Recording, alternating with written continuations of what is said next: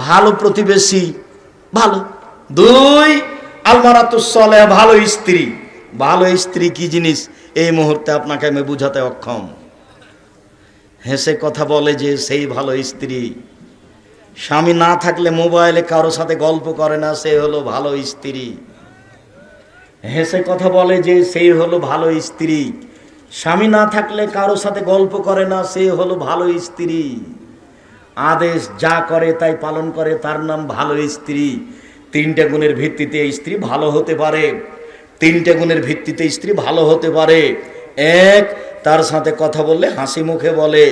2, আদেশ করলে পালন করে। আদেশ করতে হয়, আদেশ করবেন, নিজে নিজে কাজ করবেন না। নিজে নিজে খালি স্যান্ডেলটা খুঁজছেন, খালি খুঁজে বেড়াচ্ছেন, তখন মনে মনে বলছে আমার উপরে রাগ করেছে, সেই জন্য তো আমাকে বলে না। বসে বলবেন খালেদা জি স্যান্ডেলটা খুঁজে নিয়ে আসো। খালেদা 1 গ্লাস পানি নিয়ে আসো। একটু নাম ধরে বলবেন, এটা আদর। আল্লাহ রাসূল বলতেন আয়েশা জি চাটাইটা দাও তো। আরে চাটাই দিব, আমি তো ঋতুবতী, আমি মসজিদে যাব কি করে? আরে মসজিদে যাওয়া কি করে মানে? হাজ কি তোমার হাতে লেগে আছে নাকি? যাও যাও মসজিদে যাও, চাটাই নিয়ে আসো, আমি না সালাত আদায় করবো। আয়েশা জি ছুরিটা দাও তো, গরু জবাই করবো, ছাগল জবাই করবো, ভেড়া ধারালো করে নিয়ে আসো। এ দেখেন কথায় কথায় আল্লাহ রাসূল আয়েশার নাম উল্লেখ করে বলছেন। স্ত্রীর নাম ধরে বলতে হবে, সংসার সুখী হবে। নইলে বড় ছেলের নামে বলতে হবে, ওমা মারিয়াম, ওমা আহমদ, আহমদের মা শোনো, ওমা আহমদ, খালেদা শোনো 1 গ্লাস পানি নিয়ে আসো। খালেদা জামাটা কোথায় একটু দেখো তো। মুখখান ভারী করে নিজে নিজে খুঁজবেন না, হাসি মুখে খুঁজবেন, সংসার সুন্দর হবে। ওর আপনার শান্তি তৃপ্তির জন্য ওকে সৃষ্টি করা হয়েছে। কেন তাকে মারেন, তাকে কেন গালি দেন, তার সাথে আপনার এরকম খারাপ আচরণ কেন? সম্মানিত দিনী ভাই বোন, রাসূল সাল্লাল্লাহু আলাইহি সাল্লাম যেভাবে বললেন সুখময় জীবন তার 4টা জিনিস আছে যার। 2 ভালো স্ত্রী, 3 আলমার কবুল হানি, একটা ভালো গাড়ি। যদি সাইকেল একটা থাকে ভালো, সেটাও ভালো, আর যদি বারবার চেন পড়ে তাহলে সেটা খারাপ। 4 আল বাইতুল ওয়াসে, প্রশস্ত ঘর। অন্তত মেহমান বাসা ঘরটা বড় হতে হবে, 10 জন 12 জন যেন একসাথে বসে খেতে পারে। মেহমানের ঘরটা বড় হতে হবে, সবাই আপনার বাড়িতে এসে খাবে। আপনি খাবেন, আপনার বউ খাবে, আপনার ভাগ্নে খাবে, আপনার ভাগ্নি খাবে, আপনার বোন খাবে, আপনার দুলাভাই খাবে, আপনার বাপের যত বন্ধু বান্ধব আছে সবাই খাবে। স্ত্রী মন খারাপ করবে এটা আপনি দেখবেন না। আপনাকে ফিরে যেতে হবে আপনার বাপের স্বভাবে, আর আপনার স্ত্রীকে ফিরে যেতে হবে আপনার মায়ের স্বভাবে। এই ছেলে, তোমার মা 16 জন মানুষের ভাত রান্না করত, তোমরা হচ্ছ 10 ভাই বোন, 2 জন কিষান কামলা 12,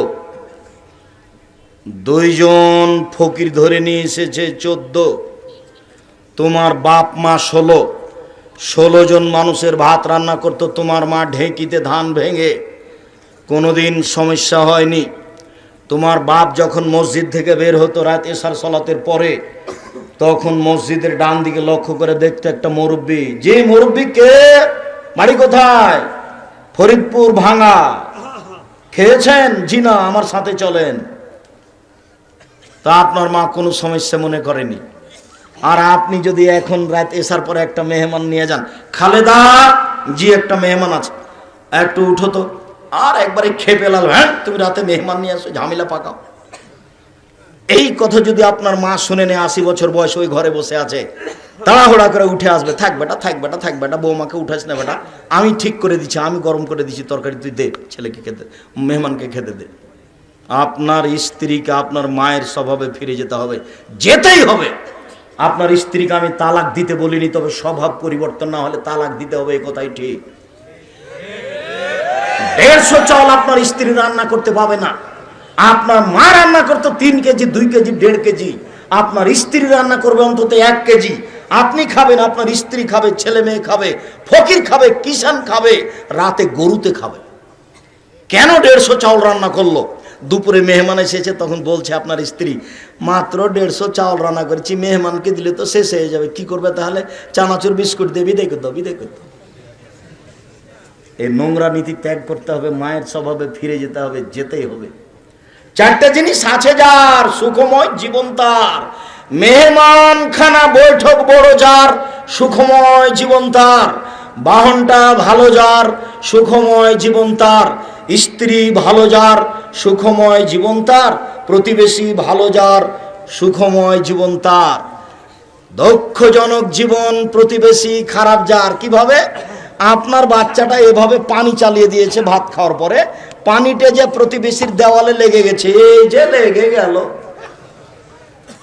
একবারে মনে হচ্ছে যে প্রতিবেশীর মহিলাটা বস্তির মহিলা, কি যে মুখে আসে, আর কিছু বাধা নাই, খালি বলছে। ভালো নয়। প্রতিবেশীর ছাগলে আপনার সিম গাছ কেটে দিয়েছে, কথাই ঠিক, আপনার স্ত্রী মুখ খুলতে পাবে না।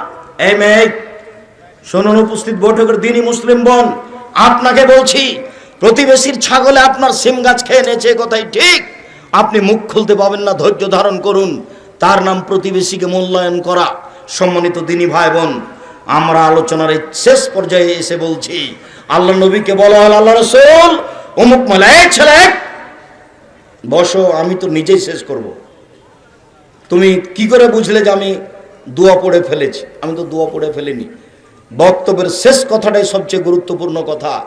আল্লাহ রাসূলকে বলা হলো, আল্লাহ নবী অমুক মহিলা বেশি বেশি সালাত আদায় করে, বেশি বেশি সিয়াম পালন করে, রোজা থাকে, বেশি বেশি দান খায়রাত করে, তবে মুখে প্রতিবেশীকে কষ্ট দেয়। তখন আল্লাহ রাসূল বলেন, হে ফিন্নার, ও জাহান্নামে যাবে। তাহাজ্জুদের বিনিময় জাহান্নাম, নামাজের বিনিময় জাহান্নাম, দান খায়রাতের বিনিময় জাহান্নাম, মুখ খারাপের কারণে। আল্লাহর নবী অমুক মহিলা কম কম সালাত আদায় করে, কম কম সিয়াম পালন করে, কম কম দান খায়রাত করে, তবে মুখ খান ভালো, আল্লাহ রাসূল বললেন সে জান্নাতে যাবে। সম্মানিত দিনী ভাই বোন, আমি অনুরোধ জানাচ্ছি, স্ত্রীর সাথে ভালো আচরণ করুন। সম্মানিত দিনী ভাই বোন, আজকের জরুরি কথা, এক, যে কোনো মূল্যে 5 ওয়াক্ত সালাত আদায় করতে হবে, পৃথিবীতে ব্যতিক্রম আদেশ। 2, হালাল রুজি খেতে হবে, জরুরি আদেশ। 3, যে কোনো মূল্যে কোরআন মাজিদ পড়তে হবে, অল্প হলেও, সূরা ইখলাস হলেও। 4, 2 জন যেখানে বসে আছে সেখানে বসতে হবে না, আড্ডা পিটতে হবে না। কেন? ওদের মধ্যে কেউ যদি বলে অমুক খারাপ, আর আপনি যদি বলেন হ্যাঁ ঠিকই বলছেন, তাহলে ফলাফল জাহান্নাম, খুব ভয়াবহ ব্যাপার।